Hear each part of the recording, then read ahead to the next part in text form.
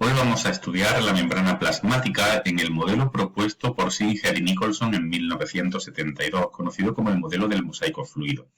Hay otros modelos anteriores, como el modelo de la membrana unitaria de Robertson, pero que no tendremos en cuenta dado que el actualmente vigente es el de Singer y Nicholson. ¿En qué consiste este modelo? En que la membrana es un mosaico fluido. Un mosaico, recordad que no deja de ser una especie de dibujo formado por muchas piececitas, que son las teselas. Se llama mosaico porque son muchas piececitas diferentes las que van a formar esta membrana, y fluido porque se mueven entre ellas. Formado por una bicapa fosfolipídica y por proteínas, aparte de algunos glúcidos, como podremos ver a continuación.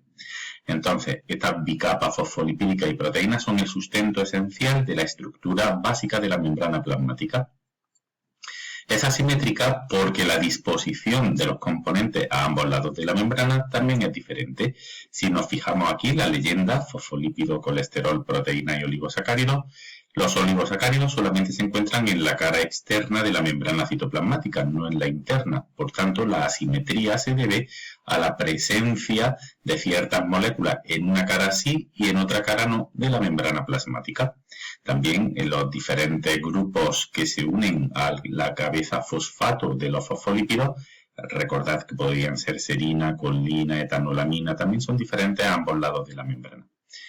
Los fosfolípidos colina, por ejemplo, están en la cara externa. Los que poseen etanolamina o inositol lo suelen estar en la cara citosólica, y eso contribuye al potencial de membrana en reposo. También las proteínas se distribuyen de forma asimétrica. En la cara externa suelen ser receptores específicos, ¿vale? Mientras que en la cara interna hacen la transducción de señales, es decir, capta la membrana una señal del exterior y la transmiten al interior. También es semipermeable porque permite el paso de ciertas sustancias de bajo peso molecular y que sean lipófilas, que puedan disolverse en grasa, y lo hacen directamente a través de la membrana plasmática, como puede ser, por ejemplo, el CO2 o el oxígeno. Además, esta semipermeabilidad va a permitir que se creen gradientes de concentración a ambos lados de la bicapa para sustancias polares con carga neta, como el sodio o el potasio, que van a generar lo que se conoce como potencial de membrana en reposo en el caso de las neuronas.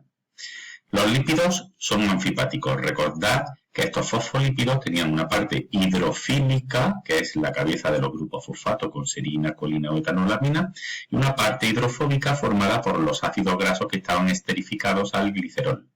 Esos ácidos grasos, recordad que unos son insaturados y otros son saturados, ¿de acuerdo? También hay glucolípidos que están a la cara externa, y tenemos unos esteroles muy fundamentales para la membrana, como el colesterol, que está simbolizado por esta molécula roja, derivado del ciclopentano perhidrofenantreno. Recordad que era un lípido insaponificable que va a permitir darle fluidez a la membrana plasmática, ¿vale?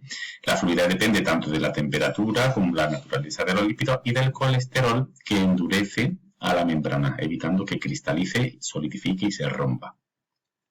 También tenemos que estos fosfolípidos van a presentar tres tipos de movimientos: el de difusión lateral, es decir, se intercambia con su vecino; el de rotación sobre sí mismo; o el de flip-flop, que un fosfolípido de la cara externa salte junto con otro a la cara citosólica y el de la cara citosólica a la cara externa a través de una enzima denominada flipasa.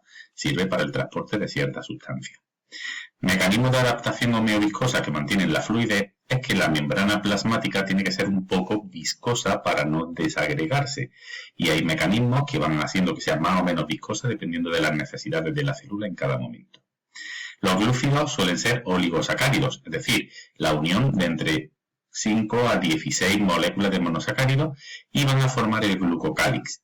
Recordad que solamente estaba en la cara externa, y el glucocálix o los oligosacáridos tienen funciones muy diversas, desde la protección frente a lesiones, la relación con la matriz extracelular, ¿vale?, la viscosidad superficial que permite el desplazamiento, el reconocimiento celular, propiedades inmunes como los grupos sanguíneos, o también para la endocitosis mediada por receptor, que veremos en los mecanismos de transporte a través de membrana para grandes moléculas. Las proteínas, como hemos dicho, pueden ser de dos tipos: las integrales o transmembranas, que van atravesando todo el grosor máximo de 7,5 nanómetros de la membrana plasmática y actúan como transportadores o carriers, canales acuosos para la difusión facilitada, o como bombas para el transporte activo, como la bomba sodio-potasio ATPasa. que veremos en el mecanismo de transporte a través de membrana contra gradiente de concentración.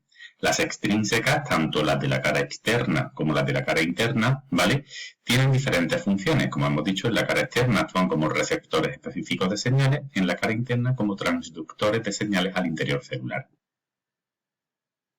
En definitiva, la membrana plasmática se encarga de las funciones de relación y de nutrición, del intercambio de sustancias entre el medio externo celular y el medio interno celular para garantizar el mantenimiento y supervivencia de la célula.